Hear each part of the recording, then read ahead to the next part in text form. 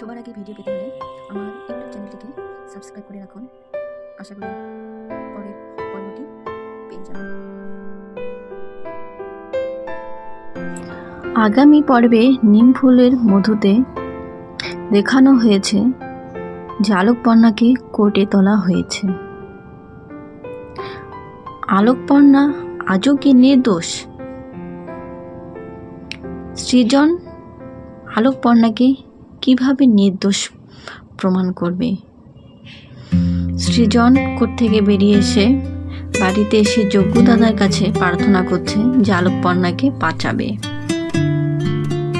তারপরে মা জিজ্ঞেস করলো, সৃজনের মা জিজ্ঞেস করলো যে সৃজন তুমি একা কেন এসেছো, বাকিরা কোথায়? সৃজন বলল যে মা ওরা কেউ আসেনি, আমি এসেছি, আমাকে আশীর্বাদ করো যেন আমি আলোকপর্ণার পাশে থাকতে পারি।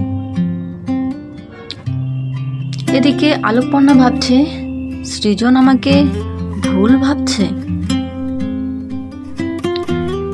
জজ সাহেব নির্দেশ দিল যে আলোকপর্ণাকে 7 দিনের হেফাজতে রাখতে।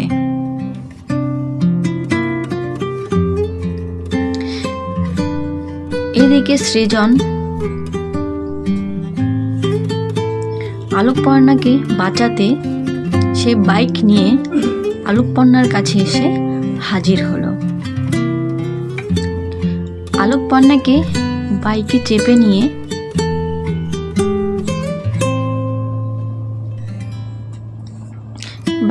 নিয়ে এক গভীর জঙ্গলের দিকে রওনা হলো।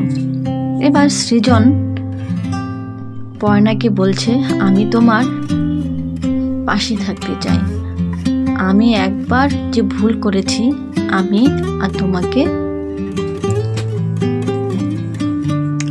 ভুল বুঝতে চাই না।